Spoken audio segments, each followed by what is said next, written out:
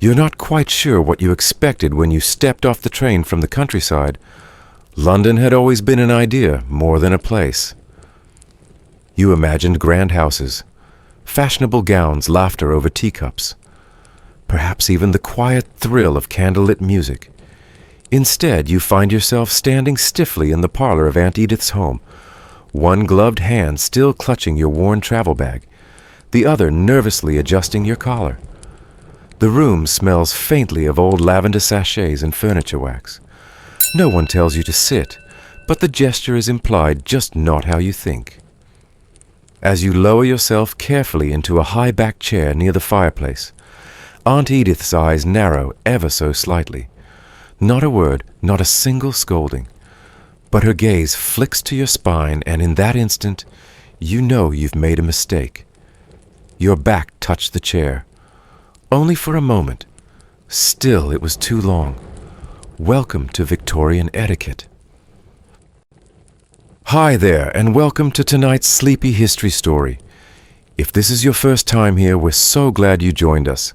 And if you've returned for another journey through time, welcome back. This evening, we're slipping into gloves and corsets, navigating fans and whispers, and learning how one misplaced breath could ruin a reputation. And hey, as you settle in under the covers, tell us in the comments, what time is it where you are? Are you lounging in bed, listening during a late-night walk? Maybe watching with tea in hand? We'd love to know where you're tuning in from. Now dim the lights. Maybe let the hum of a fan soothe your thoughts, and follow Clara as she tries her best to survive the strangest set of rules history ever assembled. So yes, you're Clara now. A young woman of appropriate age, newly arrived in London, to live under the guardianship of your aunt, a woman who's been part of society longer than you've been alive. Your parents, ever practical, decided this was the season you should begin your social education. What they meant was it's time to learn the rules, not of arithmetic or philosophy or even literature, but of movement, silence, seating, greeting rules no one has written for you, and yet you are expected to know by heart. You sit in the parlor, but not comfortably. You're told to sit, yes, but not really to rest. Your back must hover slightly, never leaning. Your ankles must not cross. Your hands must fold in your lap, just so the thumbs tuck demurely. Your shoulders pulled back, but not rigidly. Your chin down, but not too much. You're supposed to look graceful, modest, present, and entirely forgettable somehow all at once. They call this posture. But it's more than that. It's discipline. It's propriety. It's social currency. And for women like you in Victorian London, posture could very well determine your fate. You begin to learn that in this society there is no such thing as relaxing. Posture is not a detail. It's destiny. To lean back is to appear lazy. To slouch is to suggest lax morals. A straight spine says you were raised properly by people who knew their place and expected you to honor it. Posture isn't for comfort. It's for judgment. That judgment can come silently from a glance, a raised brow, a slight shift of someone else's chair away from yours. No one will say anything aloud, of course. That would be unseemly. But they will remember. And worse, they will mention it at dinner softly between bites of poached sole and stewed pears. What they might say, "That young Clara, sweet thing. But did you notice the way she slumped into her chair like a housemaid?" Such a pity. What they mean, that girl is not marriage material. You start to understand why your aunt speaks so often of reputation, as if it's a physical object. Reputation, she says, is more fragile than crystal. You think she means that once it's cracked, it doesn't go back together. But really she means that it should always be visible, gleaming and clean. You are your own centerpiece, and heaven forbid you tilt even slightly to one side. It sounds ridiculous now, doesn't it? But Victorian society took it terribly seriously.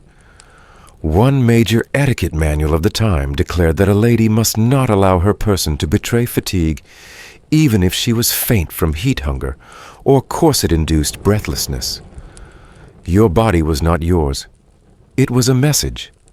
Your bones were to be arranged for the comfort of others, and there were real consequences for getting it wrong. Posture wasn't just about impressions, it was medicalized. Yes, actual doctors weighed in. Some physicians of the time firmly believed that poor posture in women compressed internal organs and disrupted what they called feminine balance. There were warnings about spinal curvature leading to infertility or irregularities of temperament. It was the era when women were diagnosed with hysteria for almost anything, including too much sitting. One particularly famous London doctor even wrote a pamphlet warning mothers not to let their daughters recline in the afternoon, claiming it could weaken the feminine constitution and encourage laziness of both body and mind. He recommended daily postural drills and advised fathers to correct slouching with gentle reprimands, ideally delivered before guests arrived so that the child would learn correction is to be graceful. No pressure. You can't help but feel it's more than science, it's performance. You look around the parlor and realize everyone here is performing. Posture, silence, modesty. It's all part of a play, and the stage is everywhere. The sofa, the chair, the stairs, even the tea table.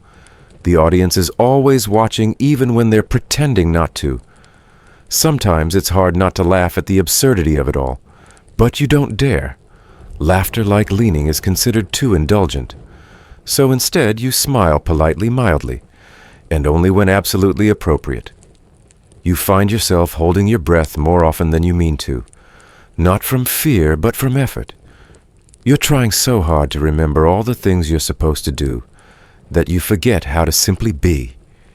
You think back to life in the countryside, to mossy stone walls and lazy picnics, to wild laughter and shared secrets. And now you sit in a room where even the way you bend your wrist to sip tea is watched. Your aunt's friend, Lady Pembroke, leans over and whispers, "You hold yourself well, dear. Very well indeed." Her words are warm, but her eyes, they're measuring. Still, you allow yourself a breath of relief. Maybe you're learning. You place your cup down without a clink. You rise when asked gracefully, without using your hands to push off. And when your back aches from sitting too tall for too long, you say nothing. You smile, because you've come to understand that in Victorian society nothing says "I belong" quite like saying nothing at all. You wouldn't have noticed it if it hadn't been for the soft pressure. Not harsh, not scolding, just a slight adjustment at your shoulder blades. The kind of gesture so small it would pass unnoticed if it weren't so precise. A fingertip, or maybe the edge of a knuckle nudging you upward as you sit in the parlor. Your posture apparently has slipped. Again. Your aunt doesn't say a word, of course. She never does in moments like these. That would be too vulgar. The correction is silent, subtle, and all the more cutting for its elegance. You understand the message perfectly straight in your spine. Not just for your health, for your reputation. You realign yourself immediately. Chin tucked, shoulders gently pulled back, back arched but not dramatically. Enough to show that you are alert, attentive, and above all well-trained. Not the kind of girl who is allowed to go soft or lazy. The discomfort creeps in fast. You feel the muscles in your lower back tighten like piano strings. Your ribs expand less fully than they'd like to. But you don't move. You don't complain. You just breathe shallowly. It's odd, you think, how something so simple as sitting can carry so much weight. But here in this world of lace porcelain and half-spoken glances, posture is not just about how you look. It's about who you are. Or rather, who they believe you were raised to be. And so you hold yourself like crystal on a mantle, fragile, reflective, and never at ease.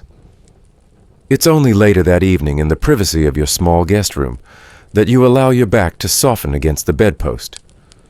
The ache spreads up between your shoulders like bruised silk. You roll one shoulder, then the other, wincing slightly. And then you think, how can something so natural hurt so much?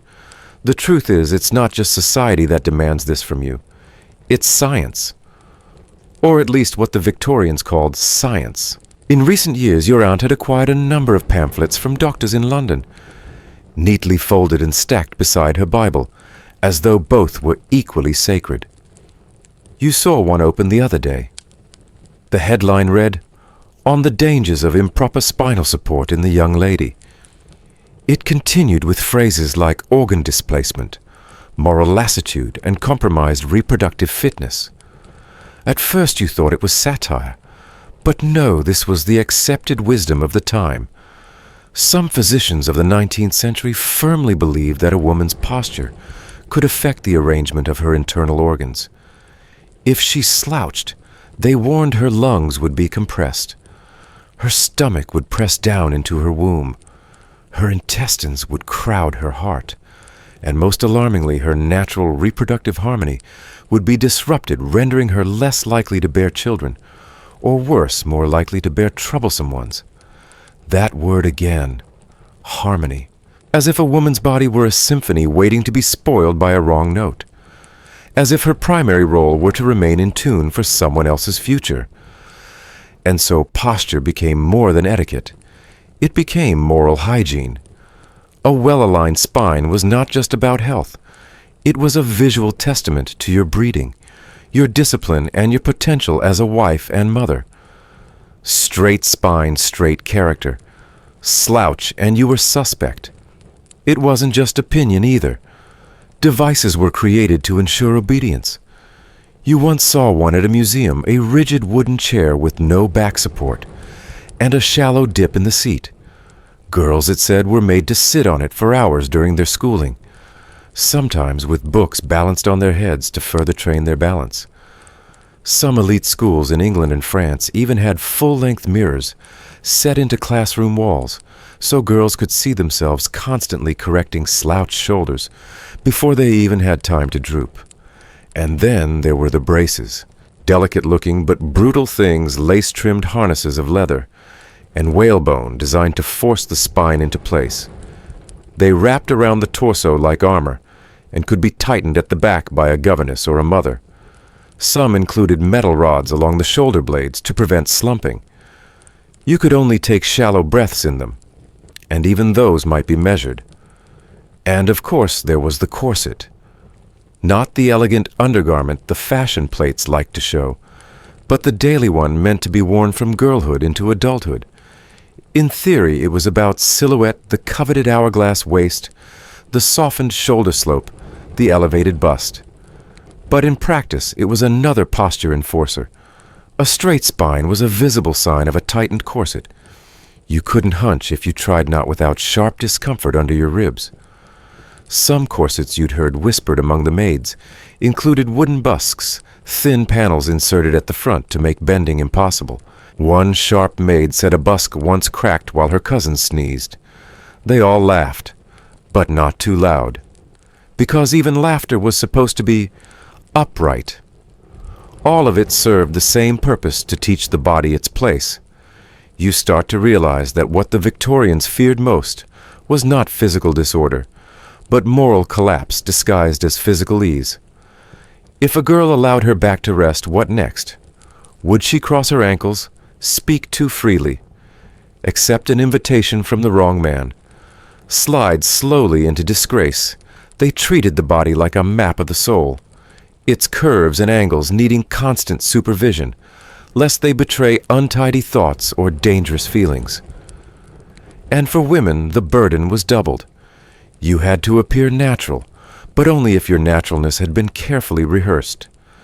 Historians still debate just how widely these beliefs were accepted.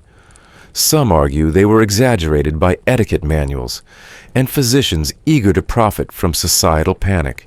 Others claim the obsession with posture was internalized so deeply that women policed themselves far more than any corset ever could. You suspect both are true.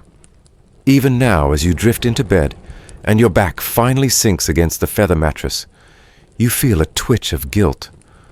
Should you be lying this way? What if someone walked in? It's irrational, you know, but habits settle in the bones. Still, there is something oddly comforting about structure, even if it's imposed. There's a strange peace in knowing what's expected, even if it aches. You think of the girls back home who never had to worry about which way they tilted their chin, and you envy them. But you also wonder, would they survive a week here? Perhaps not. Perhaps this is your strength now. Not just your posture, but your endurance. Your willingness to become what this world demands even when it makes little sense. Even when your body aches, even when your lungs feel small. You are learning the rules. You are learning how to hold yourself. And in this world, that's everything. You drift to sleep that night, with your hands folded neatly on your stomach, your feet pointed just so as though someone might come in to assess you. And though the room is empty, you sleep the way you sat upright in spirit, if not in spine. Because in the morning it will begin again, and this time you'll be ready. You notice it without meaning to. The flick of a wrist, the tilt of a fan, a glance that lasts just long enough to mean something, but not so long as to invite scandal. You sit still quiet, watching from your place near the edge of the room. It's your first formal gathering in London, and though you were told what to wear, how to enter, and when to sit, no one mentioned this silent theater playing out all around you. You're not allowed to ask questions. That would be rude. And besides, proper young ladies don't speak out of turn at such events. You're here to observe, to learn to absorb etiquette by osmosis. So you sit, your gloved hands gently clasped around your borrowed reticule, and you observe. At first it seems like nothing. Just ladies cooling themselves on a warm evening. But then you notice the pattern. The fan opens slowly, then snaps shut. A moment later it opens again, this time with a twist of the wrist. A head turns, then a smile is suppressed. You follow the subtle chain of motion across the room, and suddenly it feels like you're surrounded by signals. You might have missed it altogether, if not for the girl in green. She's not much older than you, but she moves with a practiced elegance that suggests she's been trained in a language you've never learned. She stands near the window, half shadowed by the heavy brocade curtains. A young officer steps into view, not looking directly at her. She raises her fan in front of her face, eyes steady on his. Then, almost lazily, she draws it left across her cheek and lets it hang for a beat, only a second. The officer bows slightly. She turns away. It could mean nothing, and yet something about it feels like everything. You start to see it everywhere. Tiny messages, hidden meanings. It's as though the room is covered in invisible ink, and you've only just begun to learn how to read it. What you're witnessing, though no one names it aloud, is the language of fans. During the Victorian era, especially in upper-class social circles, fans weren't merely accessories. They were tools of covert expression. In a society where young women were trained to be seen but not heard, the fan became an extension of voice. With words restricted by propriety, gestures filled the silence. The way a fan was held, moved or dropped, could carry meanings sometimes flirtatious, sometimes dismissive, and occasionally delightfully subversive. Publishers capitalized on the fascination. Etiquette guidebooks flourished, each offering its own decoding of fan signals. One claimed that fanning slowly meant, "I am married," while fast fanning signified, "I am engaged." Drawing the fan across the forehead might suggest you have changed while touching it to the lips, could imply, "Kiss me." A dropped fan meant, "We are being watched." Of course, whether these meanings were ever truly standardized remains uncertain. Historians still argue whether this so-called language was widely used or largely invented by publishers and romantics to add spice to otherwise rigid social customs. But whether fantasy or fact, the perception of secret communication was enough to give the fan its mystique. Some fans even had printed codes tucked discreetly inside. Delicate etchings or embroideries along the ribs or inner panels listed meanings next to small illustrations, like a silent dictionary you could carry into a ballroom. You once heard a story whispered between cousins at a family supper about a girl who learned the entire fan alphabet and used it to send a proposal to her cousin's tutor. They eloped to Brighton. The fan, it was said, was left behind open, turned upside down on the hearth. Tonight you don't attempt to use your fan. You barely dare to open it. Its ivory ribs creak softly as you hold it, palms damp. What if you send the wrong signal? What if you draw it left when you meant right? You imagine someone interpreting your mistake as a declaration of love, or worse, indifference. So you play it safe. You fan slowly, evenly, for the sake of the air and watch. And the more you watch, the more you wonder how many emotions have lived in these tiny choreographed movements. How many confessions have been tucked behind lace and ostrich feathers? How many hearts have raced while pretending to cool a cheek? You begin to realize that in this world, silence doesn't mean absence.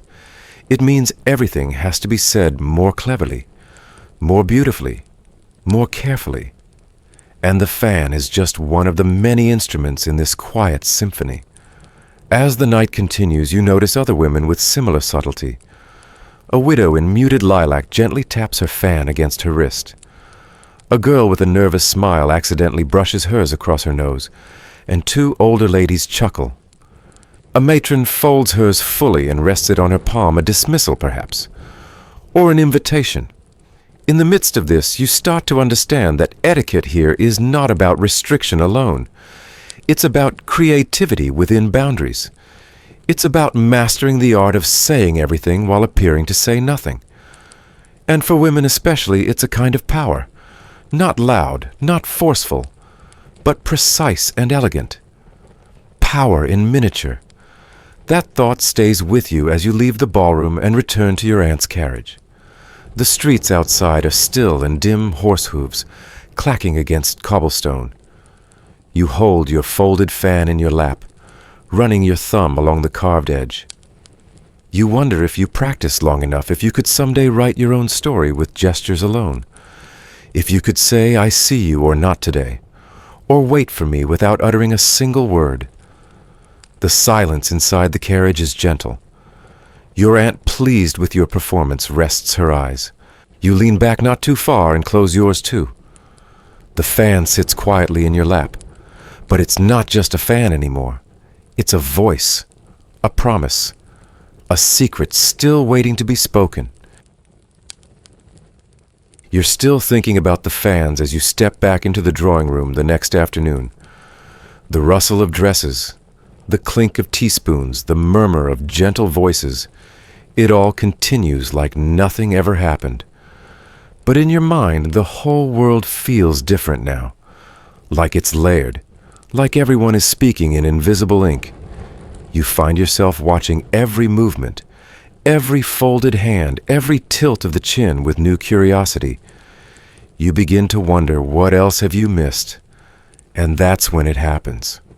A handkerchief falls to the floor. It's quick, graceful, intentional perhaps, but no one says so. A girl across the room is walking past a small group of young men, her steps measured and soft, her skirts fluttering just above polished slippers. Her fingers release the edge of a delicate white square. It drifts to the ground without a sound. One of the men notices. He bends to retrieve it carefully, politely, but with the kind of attentiveness that makes it impossible to ignore. His fingers brush the fabric. Then as he lifts it, his hand lightly touches hers. A breathless pause, and then it's over. She thanks him not aloud, but with the smallest tilt of her head. He bows, steps back, and they part as though nothing passed between them. But you know better now. That wasn't nothing. That was something. You hold your own handkerchief more tightly in your lap. It had always seemed like such a simple thing, a piece of cloth meant for dabbing one's eyes or catching the occasional cough. But here you realize it's something else entirely. It's another language, another performance, another way to say what can't be said. Handkerchiefs, like fans, held a strange duality in Victorian life. They were both deeply practical and surprisingly loaded with meaning. And unlike fans, they were nearly universal. Every woman, regardless of age or class, carried one, which meant every woman had access to this quiet form of communication. Some were plain white linen, or cotton folded crisply into sleeves or reticules. Others were extravagant, edged with lace embroidered with initials dotted with perfume. A few you'd seen were tinted pale pink or blue, a whisper of color among the sea of white. And it wasn't just the fabric that mattered. It was how you used it. You'd heard that wiping a tear with a handkerchief sent a signal of sensitivity, of gentility, of a tender heart. Twisting one nervously could indicate shyness or longing. Pressing it to your lips before folding it away, far more suggestive than any spoken flirtation. Dropping it well, that was the most deliberate move of all. A silent offer. A test. A moment where the rules relaxed just enough for something real to slip through. And yet, as always, there were rules. A woman wasn't supposed to retrieve her own fallen handkerchief. Doing so was seen as uncouth, as drawing attention to herself. If a man picked it up and returned it well, that was different. That was an exchange. A gesture wrapped in propriety but humming quietly with emotion. In certain social circles, this exchange became ritualized. Young women might stitch a single name subtle hidden in the corner of the cloth and lose it during a walk or a ball. If it found its way back to the intended person, and if he recognized the name, a courtship could begin without a word ever spoken. You think of your own handkerchief tucked into your pocket. Plain, soft, unmarked. It smells faintly of lavender, only because you kept it near your aunt's sachets in the drawer. But even that you now realize carries meaning. Lavender wasn't just for perfume, it was for suggestion. A popular scent in the Victorian era, its fragrance was said to calm the nerves, ease the mind, and even spark quiet, romantic interest. It was modest, yes, but not innocent. A woman with a lavender-scented handkerchief knew exactly what she was doing.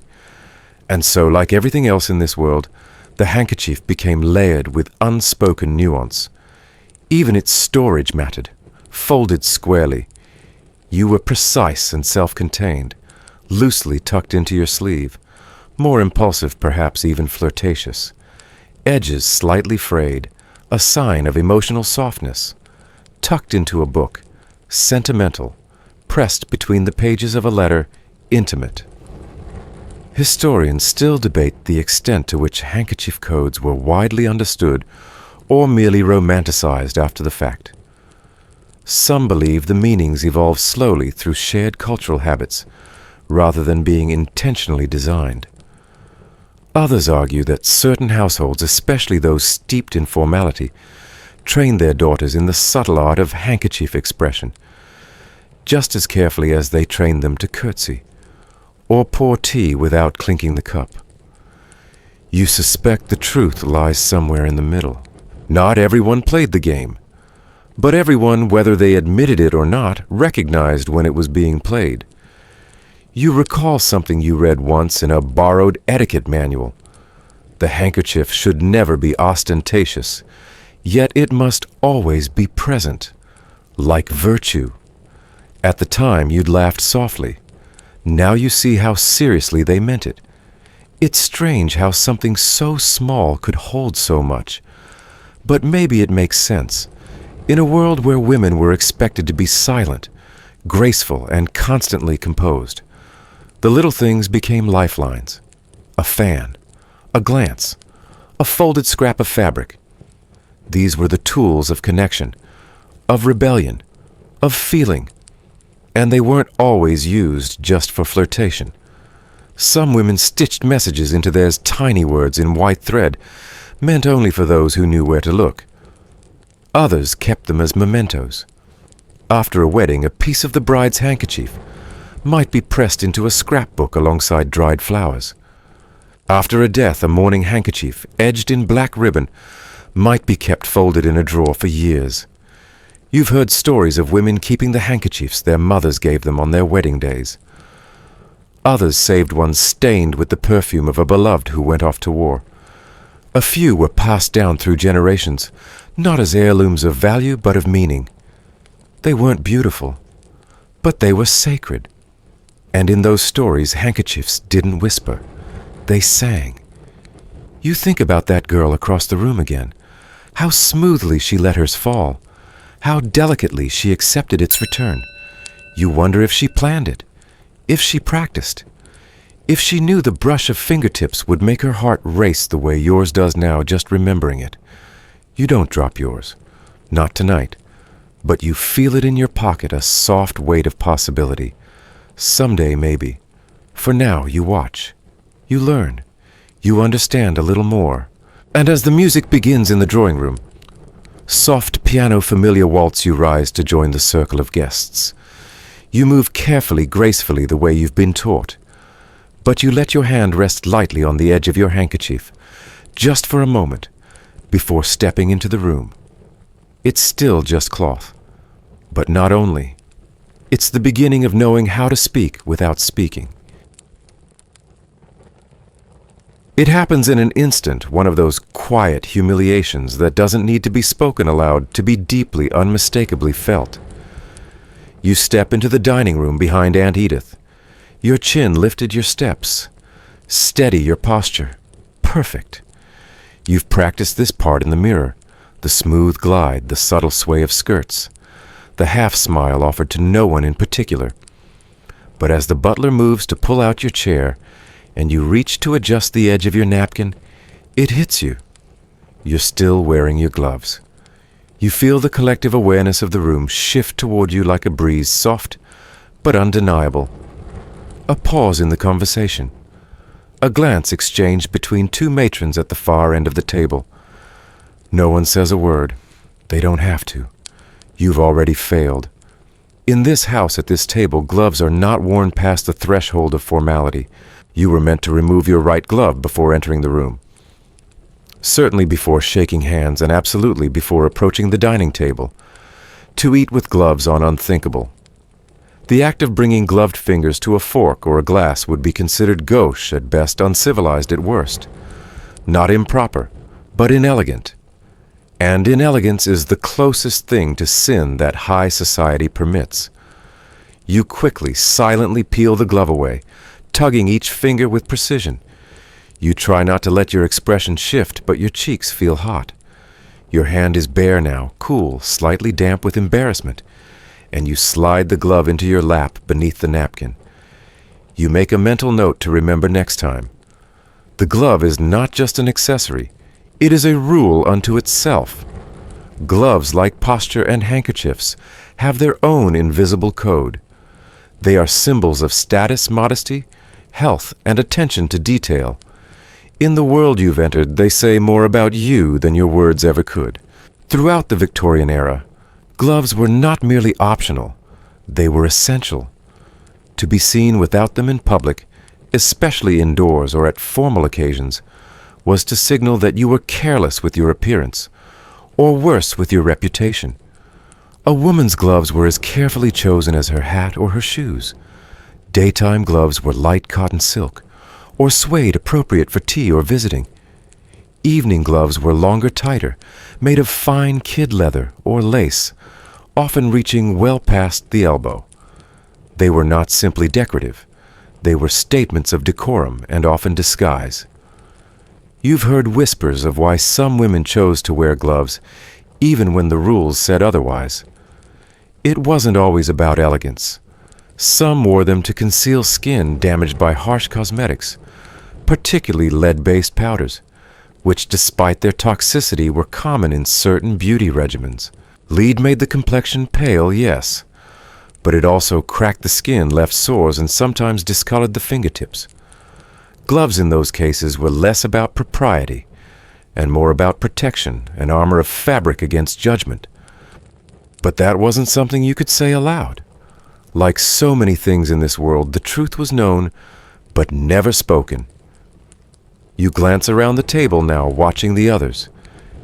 Each woman removes her gloves at just the right moment, some before seating others, once the first course is announced. It's a delicate ritual. The right glove is always removed first. The fingers tugged gently one at a time, then the palm rolled down and off with a graceful sweep. The glove is never crumpled, never placed on the tablecloth. It rests on the lap beneath the napkin, or if you're very practiced, slipped into a hidden pocket sewn just for that purpose. To mishandle gloves is to mishandle yourself. And then there's the handshake. You remember this clearly from your etiquette booklet. Only the right glove should be removed when offering a hand in greeting. The left remains on unless removing both is required. The logic is obscure, but the rule is fixed. A gloved handshake might be acceptable between men, but for a woman it suggested aloofness, or worse, arrogance. You wonder how many introductions have been ruined by a forgotten glove. It's remarkable, really, how a single garment can carry such weight. Gloves were once signs of nobility worn by queens and courtiers as a symbol of purity. They were given as tokens of affection, dropped in duels worn in mourning, and sometimes soaked in perfume before being gifted to a suitor. A gloved hand was a thing to be admired, held even kissed, though never bare unless the intimacy was deliberate. Historians note that the evolution of glove etiquette mirrored the tightening of social codes during the 19th century. As public life became more stratified, gloves became a visual marker of one's ability to navigate the unspoken rules of behavior. Wearing them too long or removing them too early could mean the difference between being remembered or being whispered about. And the paradox: you were expected to wear gloves almost everywhere, but never let anyone see them dirty. There were entire sections in etiquette manuals dedicated to glove conduct.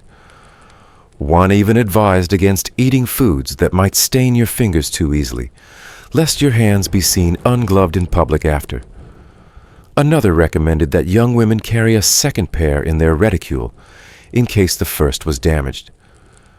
Just imagine the fear of being seen gloveless for even a moment was so great it warranted contingency planning. You don't think anyone will mention your misstep tonight. Aunt Edith may raise a brow later, or perhaps comment vaguely on the little things during your evening tea. But you've felt the judgment already. That's enough. Still, you take some small comfort in knowing that others have stumbled before you. Even now, gloves slip, fingers fumble. No one gets it right all the time. The important thing you're beginning to understand is not perfection. It's the appearance of perfection. So you sit up straighter, fold your bare hands in your lap, and watch the flicker of candlelight on silver spoons and crystal glasses. You remind yourself that no one is perfect, not even in a glove. But some people are better at pretending. The dinner passes in a gentle haze of muted conversation, clinking cutlery and soft laughter. When it's over and the ladies retire to the drawing room, you rise with the others. This time you remember. As you reach for your reticule, you retrieve your gloves and slip them on with practiced care, one finger at a time, smoothly, silently. You catch a glimpse of yourself in the hall mirror as you pass. Gloves fitted back straight, expression serene. No one would know you slipped. And that you realize is the beginning of success in this world. Not never falling, but falling silently and rising with grace. You notice it before you even sit. The way the chairs are arranged, not quite random, not entirely symmetrical, but purposeful. Each cushion, each polished armrest, each careful inch of spacing between the seats tells a story. You may not know how to read it yet, but it's clear that someone does. You follow Aunt Edith into the drawing room after dinner, where the other ladies have already begun to cluster in soft pockets of conversation. The room is large but densely furnished, high ceilings, gilt-edged portraits, 2 fireplace mantels, and enough upholstered seating to host a small orchestra. Yet still you're not free to choose where to sit. One of the maids, quiet, efficient, and probably better informed than most guests, offers you a polite nod and gestures to a seat near the outer edge of the circle, just a few feet from the door. It's a pretty little chair, delicately carved and upholstered in floral brocade, but it's also noticeably smaller set, slightly apart from the larger, more inviting seats near the hearth. You don't question it. You simply sit lightly, elegantly, your posture trained now to hover rather than rest. Still, you notice the hierarchy immediately. The two largest chairs positioned to face the fireplace directly are occupied by Lady Pembroke and another formidable matron whose name you can't quite remember. They speak softly to one another, hands-folded fans resting idle in their laps like insignia of quiet authority. Closer and flanking them on either side are women of slightly lower social standing, well-bred daughters, perhaps widows of respectable lineage. Their chairs are cushioned but smaller angled just slightly inward, as though to suggest both deference and inclusion. And then there's you, Clara, on the edge. Your chair faces the group, but just slightly askew. You feel yourself half in, half out of the circle. It's not personal, it's positional, because in this room, seating is strategy. In the Victorian era, seating arrangements weren't casual. They were calculated. Where someone sat revealed their rank, their desirability, even their future. It was as much a part of etiquette as what one wore or how one held a teacup. The hostess, always the hostess, chose the layout with the precision of a military tactician. She considered everything family ties, marriage potential, conversational compatibility, and above all, social value. It was a kind of social cartography mapping people, according to their relevance and role. And it wasn't limited to drawing rooms. At formal dinners, elaborate seating charts were drawn in advance. These arrangements weren't just about comfort. They were statements. A gentleman seated near the head of the table might be on the rise. A lady placed opposite the host might be a rival, a guest of honor, or a subject of scrutiny. The further you were from the host, the further you were from influence. Some households, particularly among the wealthier classes, went to astonishing lengths to signal these choices. Plates were engraved with names. Silver place cards, delicately etched, were positioned discreetly above the dinnerware. In one estate, your aunt had visited the lady of the house, commissioned a set of hand-painted porcelain name tiles for special occasions. They served no practical purpose beyond announcing to everyone who mattered and who didn't. And here's the unspoken truth everyone noticed.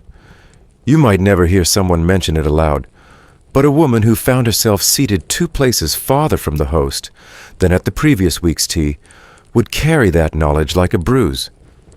It meant something. Perhaps she'd said too much. Perhaps someone more important had arrived. Perhaps her star was beginning to dim. Historians have long likened Victorian seating customs to court politics, not in their formality alone, but in their stakes. Every placement was a whisper of judgment.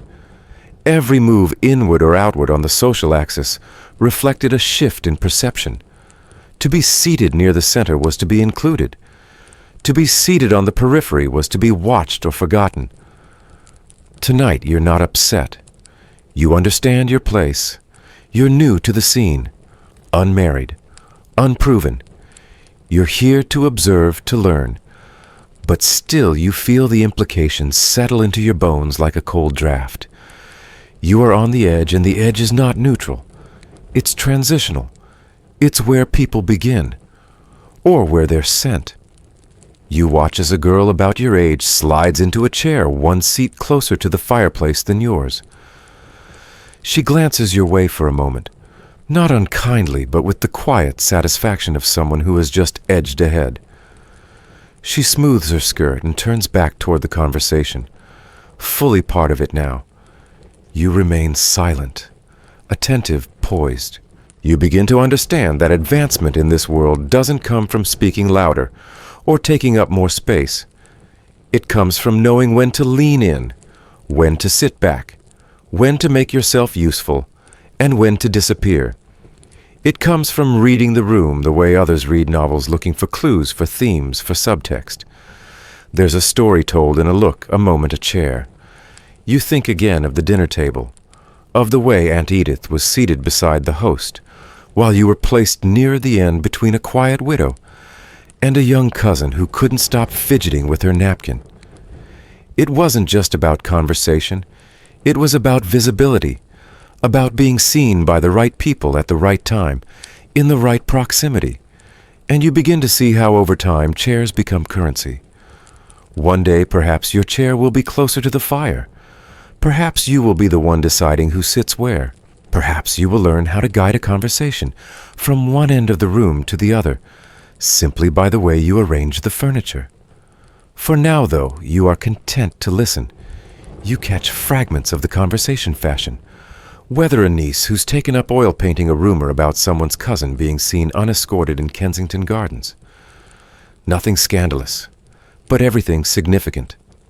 And as the night draws on and the fire burns low, you realize something while the chairs may speak, you are learning to listen. And one day when the seat is yours to offer you, will remember what it meant to sit here on the edge. It's just a square of fabric, offered with a gentle smile and a nod as you prepare to leave for the ball. Nothing ceremonial, nothing overtly symbolic. The woman, an old friend of Aunt Edith's, simply presses it into your hand before you step into the carriage, her voice low, almost offhanded. Just in case. You smile back, murmuring your thanks.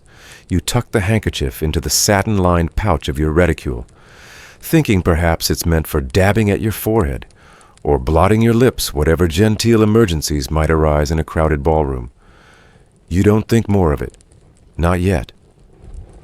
But hours later, as you stand by the mirrored wall of the assembly hall, listening to the gentle swell of strings and polite conversation, you catch yourself brushing your fingers over the folded cloth. The hem is embroidered small blue flowers in a precise but delicate hand. The linen is soft-worn, faintly perfumed with something you can't quite name. There's a weight to it, not physical but emotional.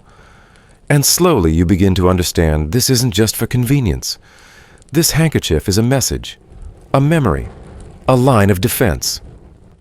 In Victorian society, a handkerchief was many things. It was utility, yes, something to catch a sneeze or dab a tear. But it was also symbolic. Like fans and gloves, it existed within a language far more intricate than its humble form might suggest. Its presence alone was expected. Its condition, material, and scent all told stories about its owner. And when given or exchanged, it could carry meanings too layered for words. This was no less true in private than in public. A woman might receive a handkerchief as a gift from a lover, especially if the relationship could not be spoken of openly. In such cases, it would be carried close inside a pocket, tucked into a corset, or hidden beneath the folds of a dress. Sometimes these handkerchiefs were embroidered with initials or messages subtle enough to be passed off as decoration, but charged with private meaning. You've heard tales of women keeping a lock of hair wrapped in a handkerchief, tied with ribbon, stored in a tin box beneath floorboards or inside a writing desk drawer. A talisman of sorts, not just of affection, but of connection, of longing. A small protest against the vast silence expected of them. Others kept handkerchiefs as tokens from events too weighty to forget, from funerals especially. In the Victorian age, mourning was not a quiet act. It was a ritualized performance. Women wore black, avoided public entertainment, altered their correspondence and clothing. And yes, even their handkerchiefs changed, trimmed in black, embroidered with dates or initials used only in certain rooms and times. A mourning handkerchief wasn't just a keepsake. It was a boundary, a visible, portable grief. The one now in your possession isn't black, and it isn't new. The corners are ever so slightly frayed. The scent is comforting, like pressed violets and aged paper. You wonder who it once belonged to. As the evening unfolds, you begin to notice the way other women use their handkerchiefs. One brushes hers against her cheek with deliberate grace before declining a dance. Another holds hers tightly in both hands as she listens to a man speak, her expression neutral, but the pressure of her fingers betraying something else. You see a young girl tuck hers into her sleeve with care as she exits the dance floor, her cheeks flushed. Each movement tells a story. You think of your own handkerchief now resting silently within your clutch. You haven't needed it yet, not for sweat, nor tears, nor spilled wine. but somehow it feels like it's already served its purpose. It gave you something unspoken protection. Because even here among lace gowns and gilded chandeliers, not every word is kind. Not every touch is wanted. There are glances that linger too long, invitations that come with pressure. There are men who speak too closely, whose breath you can feel, and whose hands hesitate just a second too long over yours. And when that happens, the handkerchief becomes a tool not of rejection, but of retreat. A woman might raise it casually to her lips, signaling disinterest without offense. She might use it to turn away, to disengage, to pretend distraction. She might drop it not for attention, but for escape. And because the handkerchief is so deeply woven into feminine propriety, no one questions its presence. That is its genius. That is its power. Historians still debate how consciously women wielded that power. Some say these gestures were instinctive, passed down through imitation and habit. Others argue they were deliberate strategies born of necessity, honed through observation. It's likely both are true. You can imagine a mother handing her daughter a handkerchief before her first ball, saying nothing, just folding it carefully, looking her in the eyes. The message clear, just in case. You glance down at yours again. The embroidery is so fine you can barely see the stitching. Perhaps it was done by hand one long winter, when someone had time and thoughts they couldn't speak aloud. Perhaps it belonged to someone in love, or in mourning, or both. You begin to feel the weight of all the stories carried in these tiny squares of linen and lace. There's something quietly defiant about it, isn't there? The idea that in a world where women were expected to be quiet, clean, and composed, they found ways to speak anyway. Not through shouting, not even through words, but through careful gestures, through shared traditions, through objects passed hand to hand. In a world obsessed with appearances, women made their feelings invisible, but never absent. Tonight you keep your handkerchief close. You don't use it, but you could, and knowing that you could makes all the difference. You dance once, twice. You sip something sweet and cold. You smile when it's expected, and you laugh only when you mean to. The music swells and fades again. When the ball ends and the carriage pulls away from the curb, you feel the soft weight of the handkerchief still in your reticule. You take it out, unfold it slowly, and breathe in the faded scent. It smells like lavender and distance, like something remembered, like something unfinished. You fold it again and tuck it away, not for necessity, but for meaning. Because tonight the handkerchief wasn't used, but it was understood. You don't mean to do it. You're only following the flow of conversation, the rhythm of glances exchanged across the room. A turn of the head here, a glance there, hardly noticeable, hardly scandalous. But then it happens, your eyes meet his, and you don't look away fast enough. 2 seconds, maybe 3. He smiles. Behind you, you sense movement, subtle but distinct. A tightening of fabric, a shift in breath. You glance back and catch Aunt Edith's sister watching you, lips pressed into a neutral line, her expression unreadable, but not unknowing. You've made a mistake.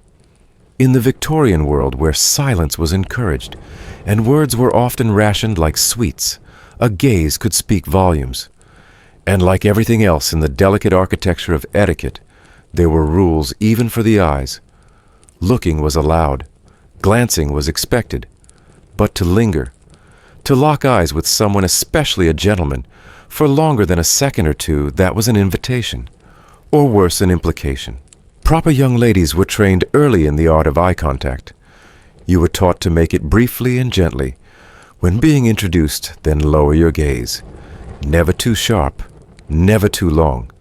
In fact, some etiquette manuals of the period advised women to keep their eyes softly averted in public, particularly when walking unaccompanied or moving through male-dominated spaces. Looking at the ground was considered both modest and wise. A lady's eyes, after all, were windows.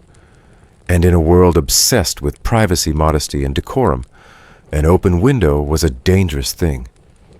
There was even a school of thought prevalent among middle and upper-class mothers that claimed a girl's character could be read entirely through her gaze. Too direct, she was forward, maybe even flirtatious. Too evasive, she was timid or dishonest. There was a Goldilocks zone of glancing a careful calibration that, if perfected, could communicate interest, gentility, and restraint all at once. Of course, it was easier said than done. At gatherings, dances, even church services, young women became masters of the incidental glance. A fleeting look just as the object of interest turned away. A lowered eyelash mid-turn. A soft focus past the shoulder, rather than at the face. And always a plausible excuse for having looked at all. Historians still debate the extent to which these norms were strictly followed. Some argue they were more aspirational than actual, reflecting the ideal of female passivity, rather than the messy reality of real human interaction.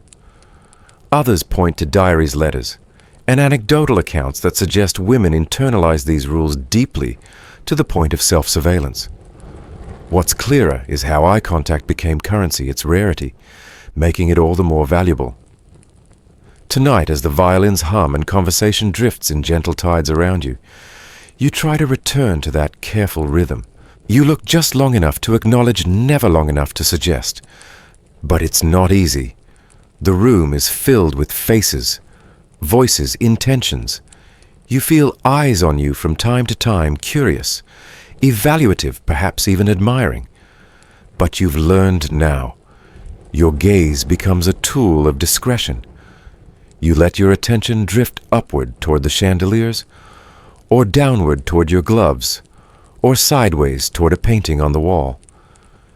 You wonder how many others are doing the same. Still, there are moments when control slips, when someone catches you off guard, when you forget yourself. Like that moment earlier, 3 seconds too long. You see him again now across the room, the young man. He's laughing with another guest, but you feel it, the echo of your earlier glance. You sense that he saw more than you meant to show. Or maybe he only imagined it. In this world, imagination is often enough. You shift your weight and step toward Aunt Edith, placing yourself firmly within her shadow. Her presence is a shield, a reminder of where your loyalties lie, of the boundaries still in place. You fold your hands. You lower your eyes. And just like that, the moment is gone. But it lingers in your memory. Eye contact, you realize, is not just a momentary exchange, it's a record. Once made, it can't be erased. It's stored in the memory of everyone who witnessed it. And in a society where reputation is everything, even a glance can leave a stain. There's a term Aunt Edith used, once murmured over tea, when recalling a neighbor's fall from grace. She looked too long. It was said like a sentence, like a diagnosis. No need for scandalous affairs or whispered correspondence. A look had been enough. You begin to understand the power of invisibility, of being in the room but not on display, of choosing when to look and when to look away. And yet, despite the danger, despite the risk, you also understand why women did it anyway. Because sometimes a glance was all they had. A way to say, I see you. I remember you. I want you to remember me. A way to resist invisibility, to assert presence, to test the limits of the rules even as they obeyed them. In a world where their voices were muted, their bodies constrained, their choices restricted, a woman's gaze could become her last form of agency. Quiet, subtle, deniable. But there. So tonight you watch. Carefully, briefly, intelligently. Your eyes become a code, a veil, a kind of armor. And the next time someone catches your gaze, you are ready. You meet it with poise. You hold it for precisely 1 second, no more, no less. And then you look away just in time to keep your dignity intact, but not so fast that they think you hadn't noticed. Because in this room, in this world, that is how a woman survives. By watching, and by knowing exactly when to stop.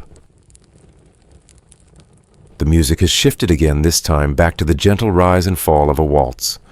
You're already flushed from the last dance, your gloved hand slightly damp as it rests on the polished banister. You've been carefully watching the rotation of partners, the courteous bows, the gentle refusals, the subtle fan flicks. Everything is in motion like a theater that never truly stops for intermission. And yet it is not the music that captures your attention now. It's him, the same young gentleman from earlier with the kind eyes and an impeccably timed bow, is now making his way toward you again. You don't need to look directly to know. His approach is marked by the faint rustle of cravat linen, the shift in the ambient energy around you, the ripple of whispers behind a fan 2 ladies over. And then he's there. He extends his hand. No words are needed. In this ballroom, the offer is as formal as a contract. It is the second time tonight he has asked you to dance. The first was polite, expected. The second, that is something else entirely. You hesitate. In another world, perhaps this wouldn't mean much. A dance is a dance. But in the strict choreography of Victorian courtship, agreeing to a second waltz with the same partner in one evening was more than a gesture of affection. It was a signal, a possibility, a quiet thunderclap in a room that expects only whispers. You've been taught this. Aunt Edith made sure. So did every etiquette book lined up neatly on her parlor shelves. A second dance, one of them said, denotes particular favor, and must be considered with the utmost care by any reputable lady. And yet here you are. You nod. You let your gloved hand rest lightly in his. He leads you back into the swirl of dancers, your slippers gliding silently across the marble floor. The violins rise again, the melody tender, and lilting, brushing the edge of memory. At first, all is as it should be. Your movements align. You follow his lead. You neither step too eagerly nor too slowly. You don't look at him too long. And yet there is something unmistakable in the way he holds just enough space between your bodies. Just enough pressure in the turns to tell you this isn't just dancing. It's deciding. In this room, with its golden sconces and mirrored walls, everything seems frozen in propriety. But beneath the surface, something ancient is happening, a test. Not just of compatibility, but of consequences. Because in Victorian society, public affection was nearly non-existent, but a second dance, that was its substitute. If the first waltz was an introduction, the second could be interpreted as intent. Indeed, there are documented cases of engagements, beginning with no more than 2 dances and a few exchanged glances. Families observed from the sidelines. Chaperones noted patterns. If a girl danced too many times with the same gentleman, questions would be raised, if not by her, then certainly by her family. And if she accepted such attention without commitment to follow, then her reputation might hang in the balance. Of course, not everyone agreed on the severity of the signal. Historians still debate the rigidity of these rules. Some argue they were soft customs broken, often without serious consequence. Others contend that in conservative circles, especially among the upper classes, a second dance could result in immediate pressure to confirm interest, or even begin courtship proceedings. Context mattered, region mattered, the presence of relatives mattered, but tonight all that matters is the way your heart thrums with each turn, each step. You find yourself slightly less measured than before. Your cheeks are warm. And still he hasn't spoken a word. He doesn't have to. Everything he needs to say is wrapped in the gentle precision of his lead, the respectful distance he keeps, the care with which he offers his hand again after a spin. You wonder what people are seeing.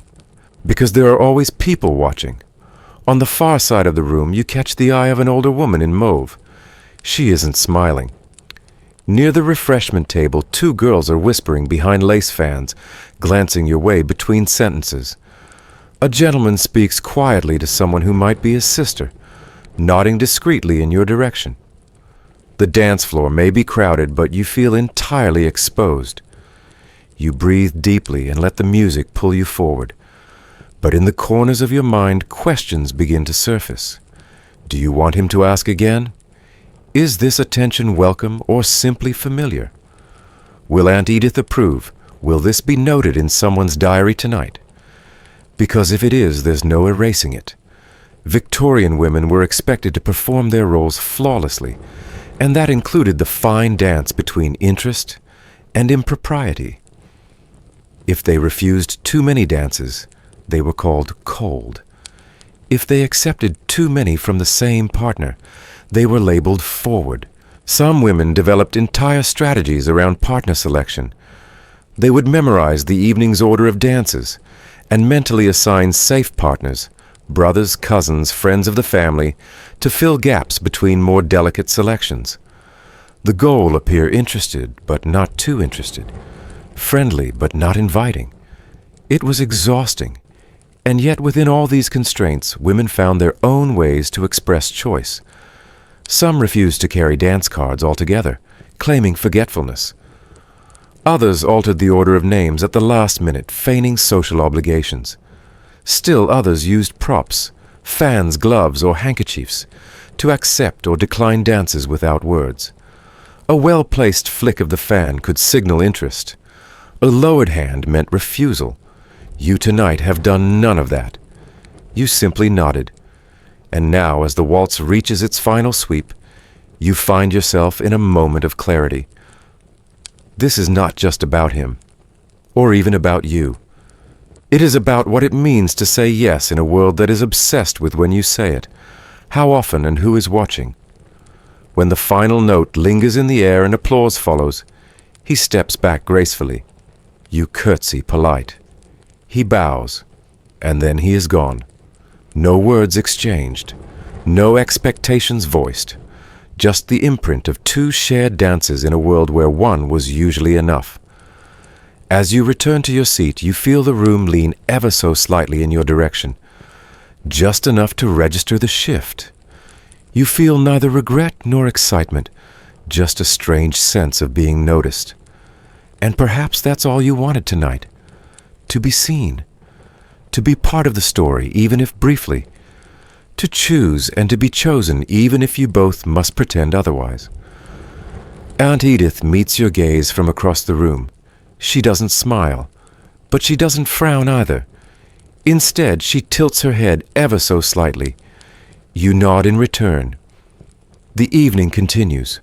Somewhere a violin is tuning. Another dance is forming. Someone else is making her own quiet choice. And you smooth your skirts and rise just as another gentleman begins to approach. But this time you shake your head softly. 1 second too soon, one glance too brief. Just enough to say no without saying a word. Because 1 dance was charm. 2 was a question. 3 would have been an answer. And you're not ready to give it. Not tonight. Not yet. The rules may feel old, even strange, but within them you found something surprising. A small space to be deliberate.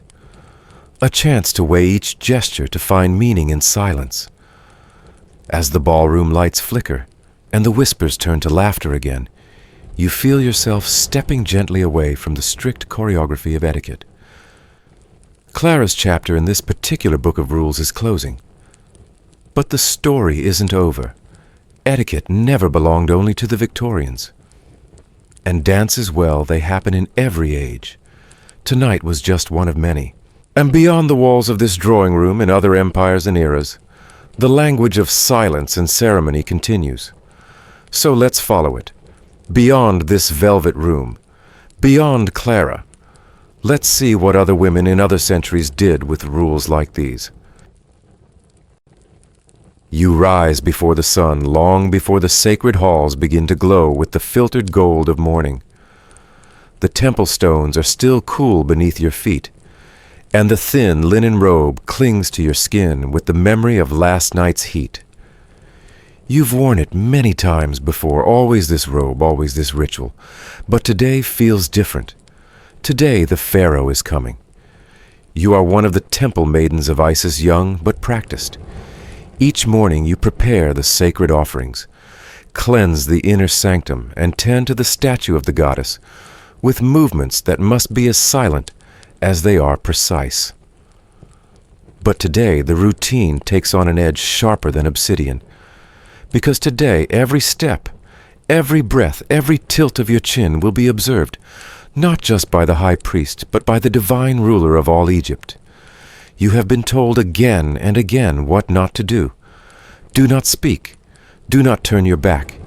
Do not meet his eyes, even if your arms shake, even if the urn is heavy and the sweat stings your brow, even if the linen clings too tightly and the room spins with incense smoke. You must remain still, remain proper, because in the presence of the Pharaoh you are not simply a girl. You are a vessel, a shadow of the goddess herself. The rituals of the temple are a language older than words. The way you step heel to toe, measured and slow.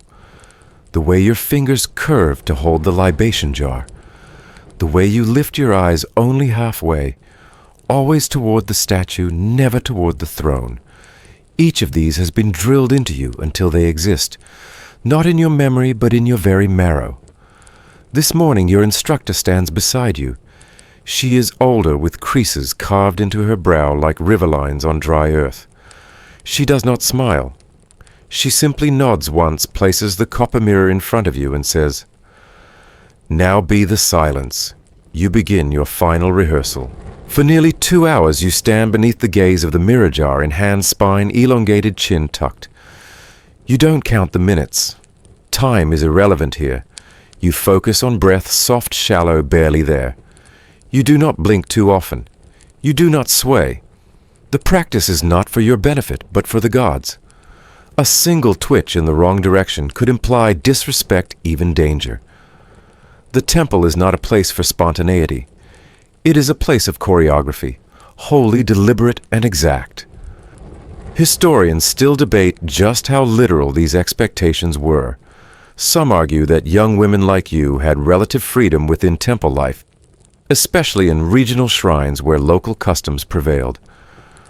Others believe that in the grand temples, especially during state rituals involving pharaohs or major deities, standards were nearly inhuman. Inscriptions and tomb illustrations depict women standing with outstretched arms for prolonged periods, sometimes with faces frozen in ceremonial expressions. Whether those were artistic exaggerations or strict expectations remains unclear. But you do not live in debate. You live in reality, and reality demands stillness. When the hour of the pharaoh's arrival comes, the temple changes. You hear it before you see it, a procession of sandals on stone, the rhythmic beat of drums, the whisper of robes heavy with perfume. The priests line up in silent formation. The air is thick with blue lotus and myrrh. Everything smells sacred. You are already in position, knees slightly bent urn, resting in the crook of your arms. It's not heavy yet, but it will be. You've held it long enough to know what comes next. The pharaoh does not enter like an ordinary man. He arrives like a storm chiseled into flesh. You don't see him not directly, but you feel him. The way the air shifts, the sudden tightening in your stomach, the brush of something greater than royalty, a presence meant to be obeyed, never questioned. You lower your eyes further. Somewhere to your left, a priest begins chanting. You feel the vibration more than you hear it. It is meant to calm. It does not. Your position is near the sanctum entrance, right beside the alabaster columns carved with the stories of Isis and Osiris. Your role is to pour water from the urn during the libation, but not yet. First you must wait, still, silent, invisible. You remember what the elder maidens told you in these moments. Think of yourself not as a body, but as an offering. The gods do not require movement. They require presence. And so you remain. Minutes pass. A fly lands on your ankle. You do not flinch. The sweat trickles down your spine. You do not wipe it. Your arms begin to tremble, but not enough to be noticed. Not enough to draw attention. You adjust your breath, slow it even further, barely parting your lips, because the worst thing you could do is falter. Ancient Egyptian religious customs often revolved around the idea of mayat, cosmic balance, and in ceremonies involving pharaohs, any deviation from prescribed ritual, no matter how small, was seen, not just as a breach of decorum, but as a threat to order itself. The pharaoh was not just a king. He was the living embodiment of Horus, the bridge between gods and people. To offend him was to unbalance the very structure of existence. It is said that in some temple schools, girls trained for years to master the art of motionless service. They were taught to meditate in upright positions to suppress involuntary actions.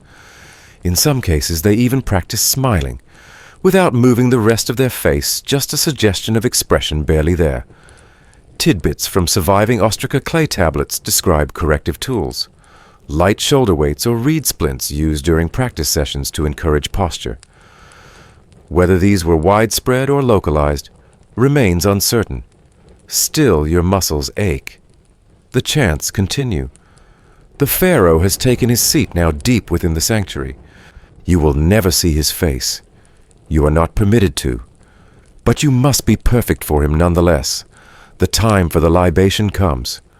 A bell rings a single chime, soft but clear.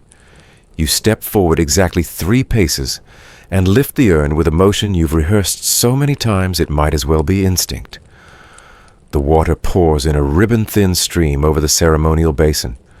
You do not spill. You do not glance sideways. Your arms remain level, your expression neutral. When the final drops land, you pause. Then slowly you step back. Your role is complete, but your stillness is not. You return to position and hold again, this time with the urn resting against your hip. You are no longer central to the ceremony, but you must remain exactly as you are until the very end. This is the paradox of your place. You are not the focus, and yet your failure would ruin everything. You think as you stand there of how many others have done this before you. Generations of young women whose names were never carved into stone, but who kept rituals alive through silent dedication. Women who held stillness like a sword. Women who became background in order to preserve the foreground. No one will remember your name, but they will remember that the ceremony went flawlessly, and that here is enough. As the ritual concludes, the air shifts again. The pharaoh exits still unseen, still unapproachable. The room exhales. The priests begin to move. The elder maidens nod. You are finally allowed to blink, to stretch, to breathe. You feel your knees again, your ankles, the burn in your shoulders. It's strange how pain returns so quickly when reverence fades. Later, when you are alone in the bathing chamber, you let the water soak your robe and pool around your feet. Your arms float for a moment, weightless. You do not cry. You only feel a kind of release, like exhaling after too many minutes beneath the surface. You've done your part. You've been the silence. And in that stillness you have touched something divine. Not just the gods, but the strength that comes from knowing you can hold still when the world demands motion, that you can disappear and yet be essential. Tomorrow you will rise again before the sun. You will rehearse. You will hold the urn. The pharaoh will not come again for many weeks, but you will be ready, because the ritual never ends, and neither does your role within it. Outside the temple, the Nile flows steadily under the dawn sky, and deep inside the sanctuary, where few will ever see your footsteps leave no mark. But your stillness, it echoes. The villa is already humming with footsteps and soft commands by the time you slip into the atrium, your palla drawn tightly over your head. You've worn it many times before at dinner in the Forum, while attending rites with your mother, but today it feels heavier, stiffer, less like clothing and more like a declaration. Because today is not a day for speaking, laughing, or glancing too long in any direction. Today is your cousin's wedding, and you are here not as a guest, but as something quieter, something ornamental, something essential but unspoken. The role you've been assigned is ancient, older than most household gods. You are unmarried, of respectable age, and from a family with standing in the Senate. That makes you suitable for a specific place in the wedding procession, the silent companion who walks behind the bride. Not ahead, not beside. Always behind, never drawing attention, never outshining. Your mother had said it gently but firmly the night before: you will be the image of modesty. You must carry the sacred quiet. The bride has the flowers, the veil, and the fortune-telling rituals. You have stillness. You have silence. You have layers of cloth wound so carefully around your shoulders that your arms barely swing when you walk. The pallor is soft-dyed with a warm saffron hue that complements the bride's crimson tunic. It wraps around your head, covers your ears, and drapes across both wrists. You've spent the morning adjusting it in the mirror, making sure no skin shows above the elbow, not even the inside of your wrist. Because in this household, bare wrists suggest something far too intimate, something not meant for family ceremonies. You step outside into the peristyle courtyard, where family members are assembling in rows like actors before a public ritual. You take your place as instructed, 3 steps behind the bride, never to the side. A flute player hums nearby, waiting for the signal to begin the processional. Everything smells like honey cakes and garlands. As the procession begins, your focus tightens. 1 foot, then the other. Small, controlled steps. Eyes low. Shoulders relaxed but not loose. No words. No smiles. You move like an echo of the bride, never leading, never lagging. Just there. Just present. Just symbolic. Historians continue to debate the exact nature of women's roles in ancient Roman weddings. While the bride's public identity was tightly controlled, veils, ceremonial phrases, stylized cries of ubi tu Gaius ego Gaia. The role of female relatives remains more ambiguous. But funerary inscriptions and Roman domestic art suggest a pattern unmarried women, particularly from patrician families, often performed secondary ritual roles involving silence, humility, and visual conformity. Some sources describe them as living omens of prosperity, their presence a blessing, but their voice unwelcome. As you glide past the laurel columns, you become aware of how closely you're being watched. Not by men necessarily. They are preoccupied with seating charts and dowry negotiations, but by the older women, the aunts and matrons and widows who've done this many times before. Their eyes flick over you like scales measuring grain. They note the set of your chin, the evenness of your steps, the way your palla falls along your spine. They nod almost imperceptibly. You are doing well. But the weight of doing well is exhausting. In Roman culture, the palla was more than a head covering. It was a moral garment. To wear it carelessly, crooked, transparent, or too brightly colored was to invite whispers. It signaled everything from flirtation to political rebellion. Even the way a woman adjusted it could speak volumes. A subtle shift of the fabric might reveal an earlobe, suggest a neckline, or hint at wrist bones, long considered private territory. In some wealthier circles, women used the palla like a code. A fold over the left shoulder might mean I'm listening. A twist around the fingers could mean follow me later. These signals were never official. They were never written down. But they were understood. You reach the temple threshold. The bride steps forward to perform the threshold ritual, dropping a coin for the lares crossing with her right foot first. You remain behind, waiting hands still beneath the fabric. The priest's voice rings out solemn and clear. It's not for you to respond. Your job is to be seen, not heard, to embody the quiet virtues of Roman womanhood temperantia pudicitia feeds. It's not that you feel erased. You feel curated, like marble in a courtyard, like a mosaic beneath visitors' feet, like the oil lamp in a corner alcove casting light without ever moving. Later, when the feasting begins, you are placed at the edge of the triclinium, far from the reclining couches where the men dine. You sit upright, legs together, palace still covering your hair, though a single lock has fallen loose at the nape of your neck. You resist the urge to tuck it back. That would mean moving your arm too freely. You sip watered wine very slowly. You eat only the soft bread, not the roast hare. The young man seated near you says nothing but glances once then away. You feel the warmth in your cheeks but maintain your posture. He has seen the lock of hair. Perhaps that is enough. A servant girl passes with garlands. You decline politely with a simple shake of the head. You do not decorate yourself today. That's for the bride. Your beauty, if it exists at all, must be folded into cloth. A murmur passes down the table. Someone's scarf slipped. A cousin's bracelet clinked too loudly. A guest's laugh startled the old matron. And again all eyes turn to you. Still perfect, still rapt, still silent. Historians still argue whether Roman women experienced this level of scrutiny universally, or whether such expectations were reserved for the elite.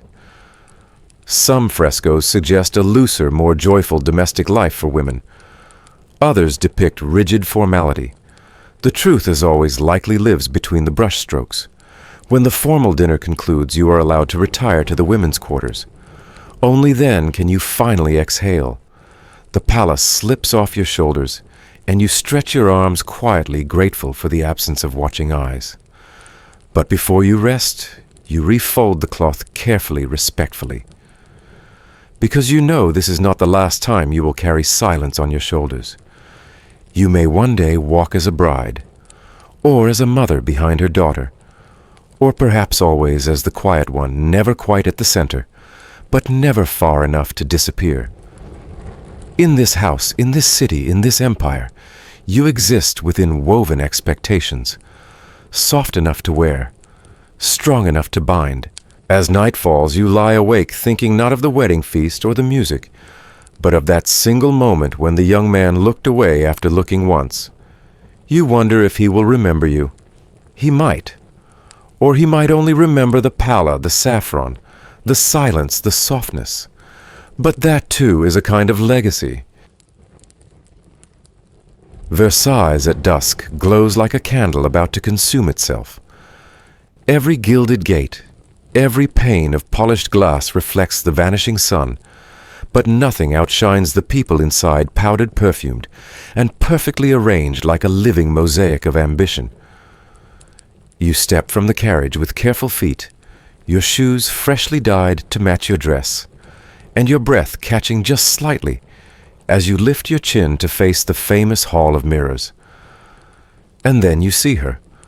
A courtier, no one too high, but clearly not low, glances at your hat. She doesn't say anything. She doesn't need to. Her gaze skims past your face, lands on the soft plume of your feathered headdress, and slides away with a flicker of practiced disdain. A moment later, a steward appears beside you. His smile is soft, but his message is sharp. The Duchess hosting this evening prefers a stricter adherence to custom. If you would be so kind as to step away. You're not asked to leave precisely, but you understand. At Versailles, being excluded is an art, a gesture, a barely there correction that says more than any proclamation ever could. And tonight your offense was a matter of inches, 2, maybe 3 at most. Your plume delicate dyed swan down from the milliner at Rue Saint-Honoré did not meet the required height.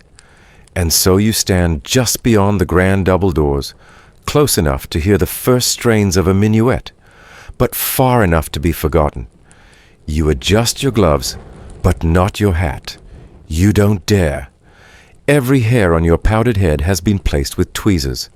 Every fold of your gown was approved by a maid with better lineage than your own. In 18th century France, particularly within the orbit of Versailles fashion, was politics.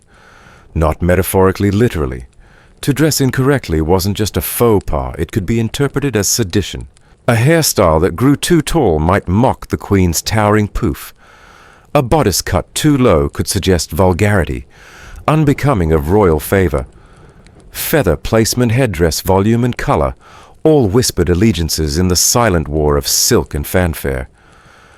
Marie Antoinette herself once became the center of a sartorial scandal, not for being too flamboyant, but for being too casual.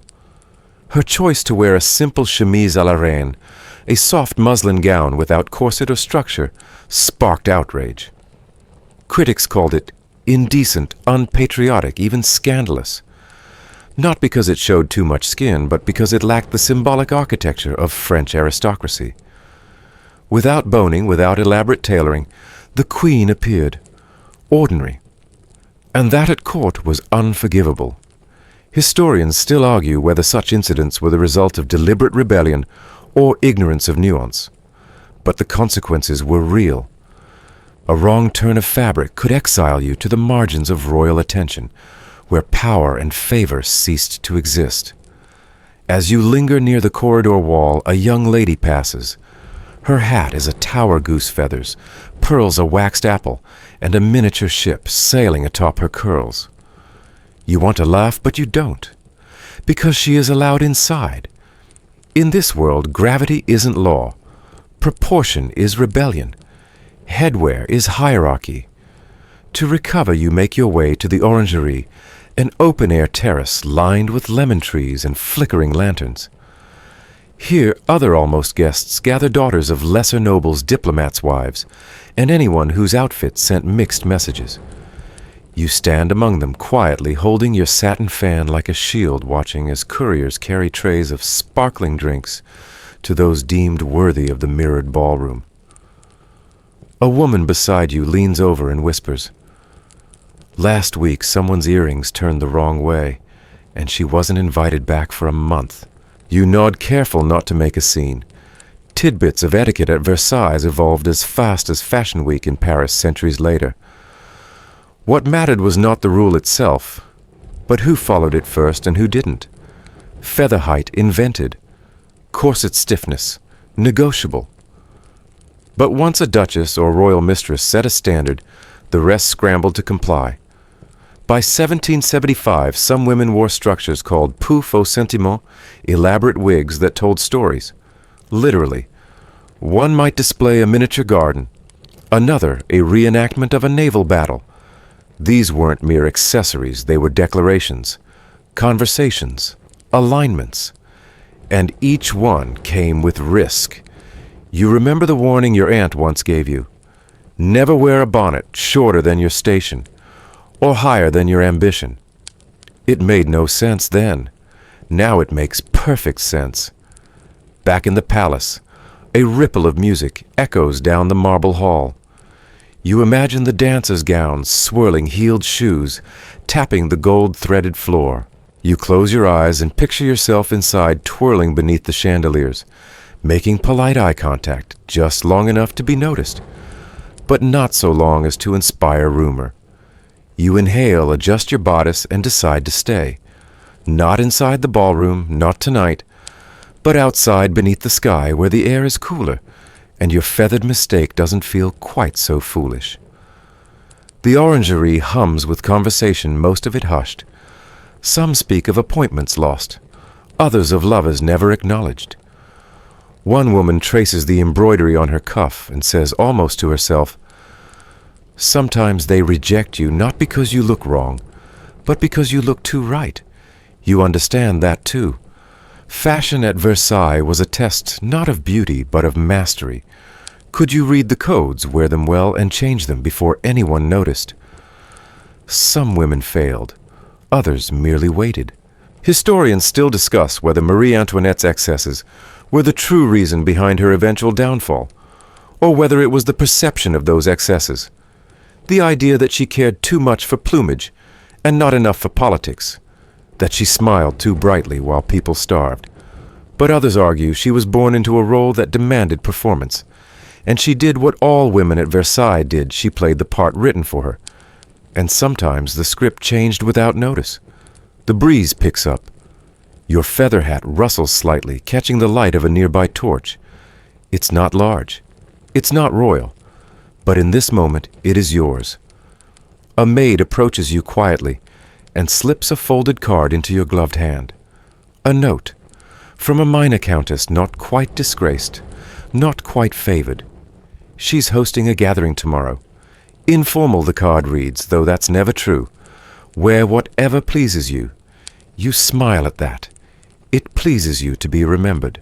Even here, even outside the golden rooms, you are seen. And so you curtsy to no one in particular, and begin to walk toward the carriages. The night has not gone as planned, but it is not lost. The stars above Versailles do not judge, and your hat, it turns out, was only a whisper too short. A mistake, perhaps, or maybe a statement. The early light of morning in ancient Axum filters through the trees in gentle shafts catching in the woven folds of your shama, a traditional cloth soft and airy, but today unfamiliar. It's wrapped wrong.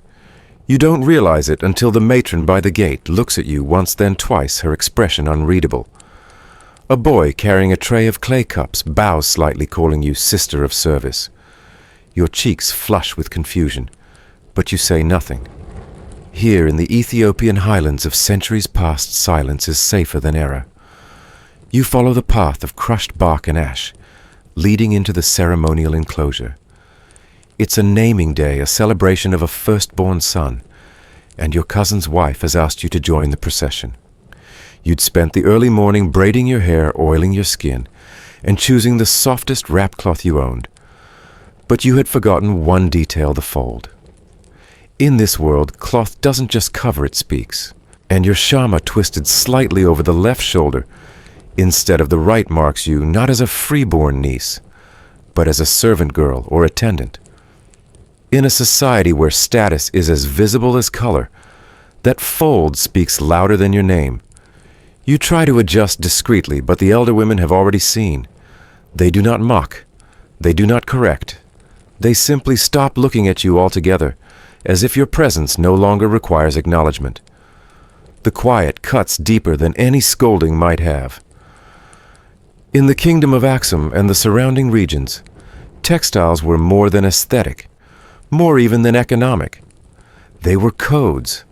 A woman's wrap announced her lineage, her fertility, her role in the household, her eligibility for marriage, or even her allegiance to a particular shrine. Some shawls were dyed with minerals only found in the north. Others were adorned with hand-stitched patterns, passed down like heirlooms, sacred and unrepeatable.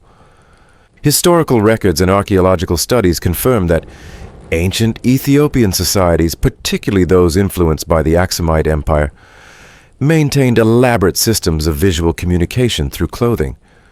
And for women, the wrap cloth was the most potent canvas. Its colors, angles, even the tightness of its weave were read like lines of poetry. Your cousin, radiant in her gold-threaded shawl, stands beside her husband, receiving guests who bow not just to her, but to the story her garment tells. The blue panel stitched along her hem. It means she has delivered a male child. The white threads at her wrist. They indicate purity not in the modern moral sense, but in terms of spiritual clarity and ritual readiness. She is the heroine of the morning, and her clothes proclaim it before she ever speaks. You remain at the edge of the assembly where those without defined place or role linger. A few other women stand there too, some widowed, others between marriages, one wearing the deep ochre stripes of mourning.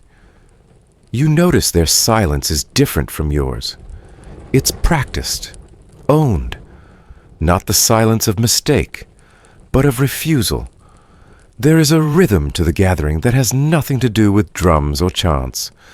It's in the movement of cloth, the way a corner is lifted to cover the nose during incense, how a fringe is folded over the chest when a man of rank enters, how two women cross and uncross their arms as a greeting, not touching hands but brushing their shawls together, like birds nodding wings.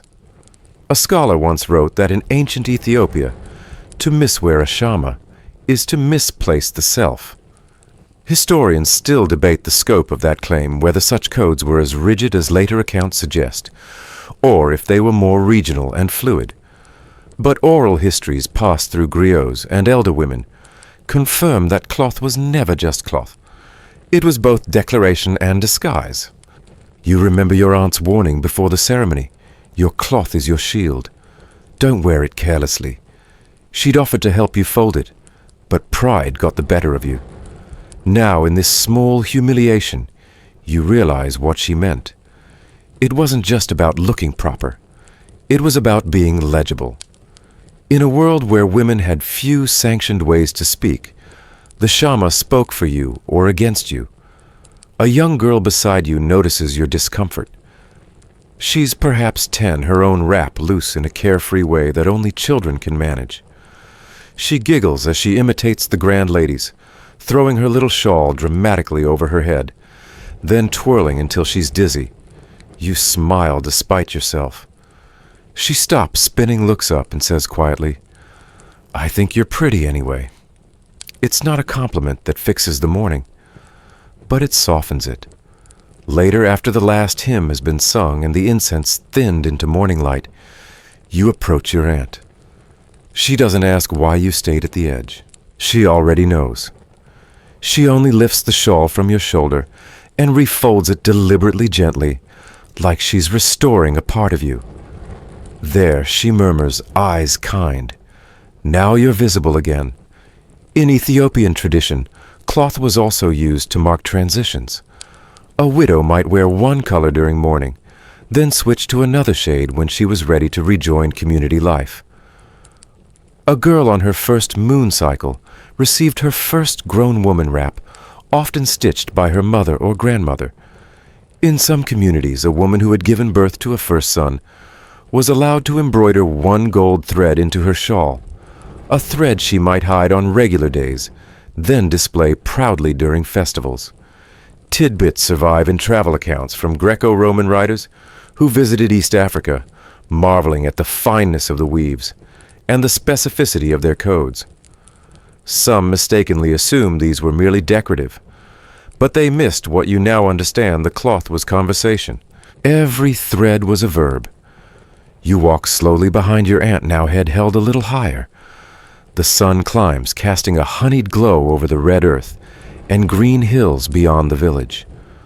Women pass, some with baskets, others with water pots balanced like grace upon their heads.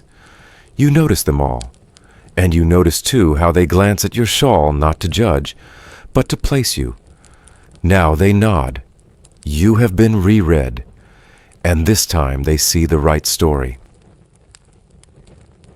You are veiled again tonight. A curtain of silk separates you from the eyes of the court, but not from their ears.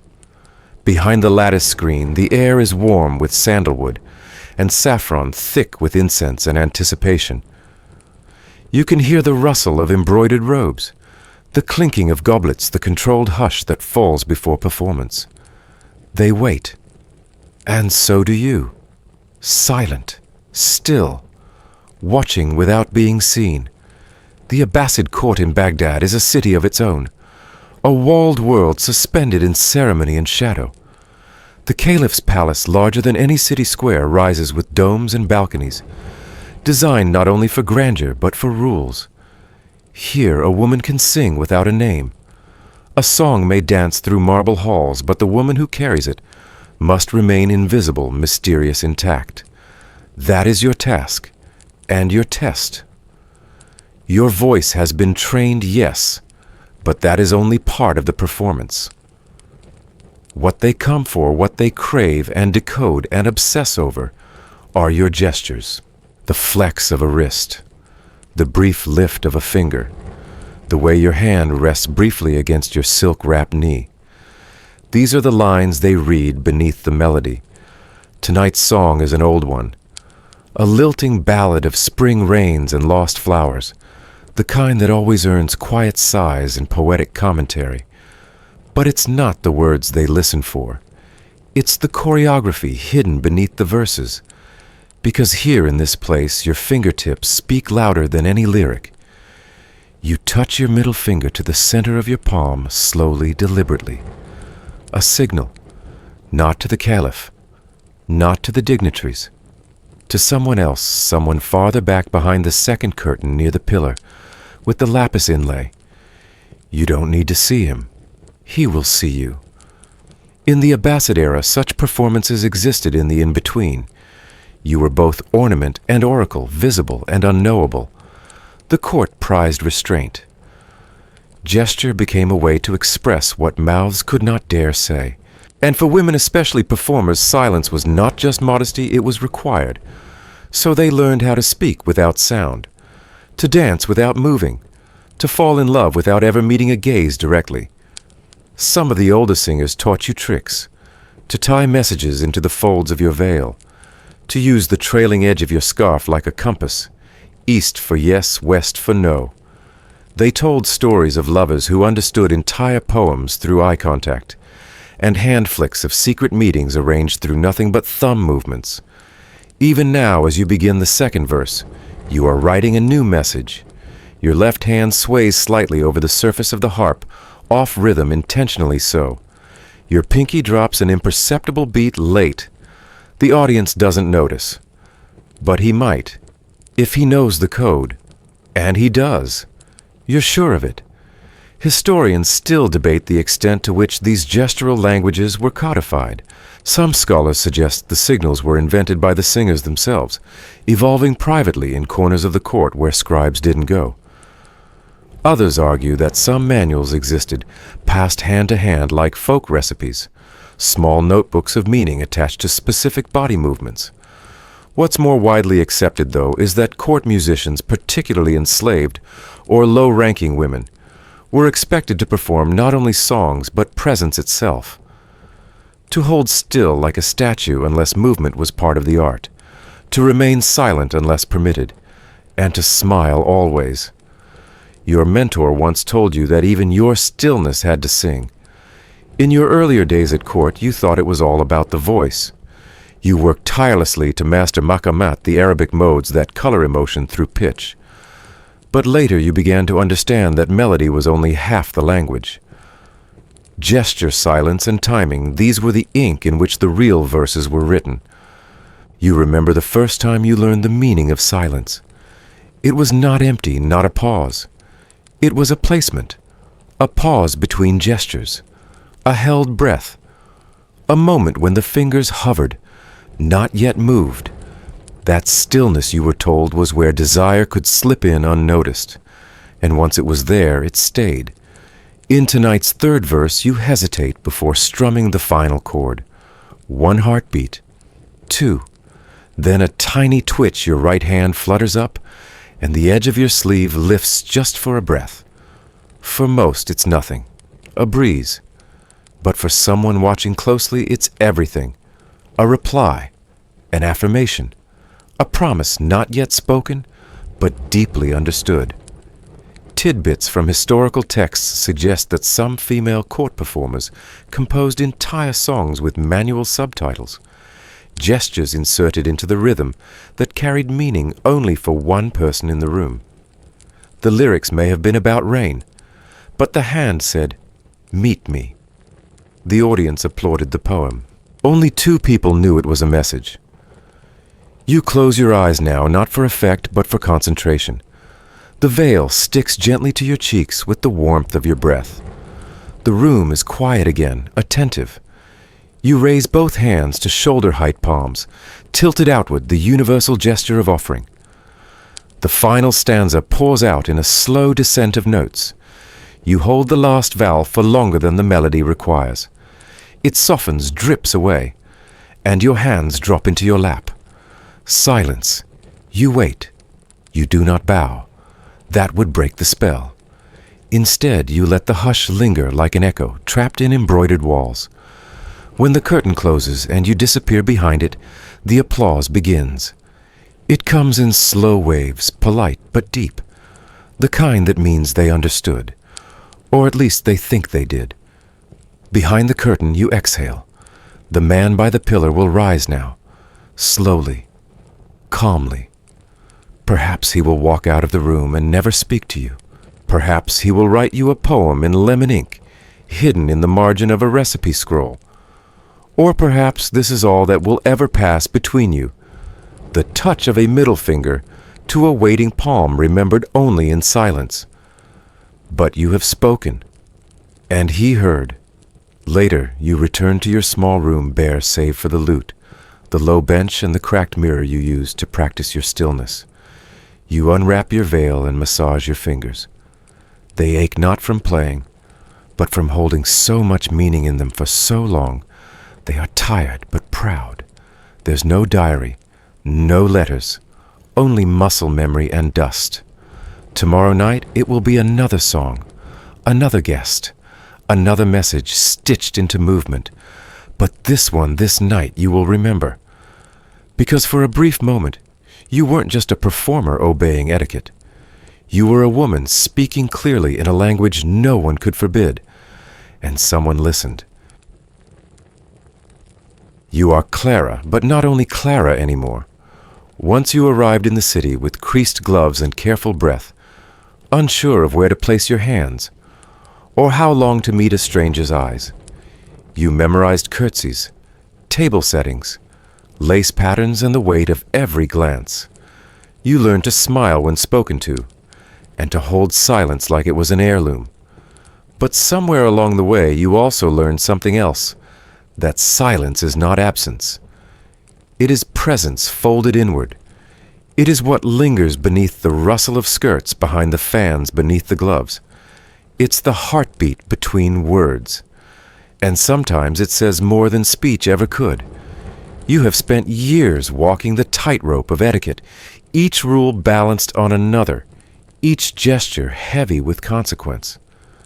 You've sat at tables where the placement of a spoon could alter your future. You've stood at windows careful not to lean, because even a slouched posture could question your character. But through it all you remained. Now as you stand in the quiet of your room, the sounds of the evening fading into a distant clatter outside, you reach for your diary. It's not just any book. Its pages are blank, at least to those who don't know how to look. The ink is lemon juice. You write carefully, holding the candle just far enough to warm the paper, not scorch it. Slowly your words rise like whispered truths, visible only in firelight. You write not because anyone will read it, but because someone might, someday. And if they do, they'll find not just words, but you still speaking. In Victorian times, women like you often kept diaries written in code, backward handwriting, invisible ink, folded scraps hidden in hems or pinned inside corsets, a whisper behind a curtain of expectations. Historians today debate whether these were acts of rebellion or simply survival. But perhaps that question misses the point, because these small acts recording, remembering, resisting the erasure of self were not grand revolutions. They were private, deliberate human. You sit down and lift the pen again. This time you draw something instead of writing a small flower, the one your mother used to embroider on your dresses. The petals tilt slightly like they've been caught in a breeze. You think back to the dances, the glances, the rituals, the dropped handkerchief, the way your heart thudded every time someone looked too long, the way you learned to look back, just not directly, to respond, just not aloud, to love quietly. Some of your friends never made it this far. One became someone's wife and disappeared into a countryside manor. Another eloped and was never mentioned again. Another learned to smile so hard she forgot what real laughter sounded like. But you remembered. And that memory lives here, in the curl of your fingers as you turn the page, in the faint lavender scent you still keep pressed between old lace scraps, in the way your spine straightens even when alone out of habit, yes, but also out of pride. You are Clara, but also every woman who has ever folded herself into rules, then unfolded herself again when no one was looking. You are the girl who sat without sitting, who danced without speaking, who whispered through gestures, who loved in glances, and who in the quietest way always told her story. Because even when they told you to be still, you moved. Even when they told you to be silent, you spoke. And someone always listened. Now the lights dim gently as if the world itself has grown tired. The room quiets, the air cools. You set down the invisible ink pen, the pages still warm beneath your fingers. A hush settles over everything soft as a cotton shawl, and your breathing slows to meet it. You've traveled far tonight across centuries and cities and customs. You've stood beneath chandeliers in Versailles and hidden behind silks in Baghdad. You've walked as a Roman bridesmaid, your eyes lowered, and your wrists cloaked. And all along you have remained one thing present. Etiquette may have been the language, but you were the story. Every curtsy, every unspoken sentence, every stolen glance was part of a larger melody, a quiet, resilient song passed from woman to woman, written not in ink, but in instinct. As you lie back now, pillow cool against your cheek, think of all the Claras before you. Think of the hands that held quills and fans and veils. Think of the minds that shaped silence into survival. You're not alone, not in your stillness, not in your remembering. Close your eyes. Breathe gently. You are heard. You are seen. And in the hush of this moment between past and present, between wakefulness and sleep, know this: even silence can be a kind of freedom.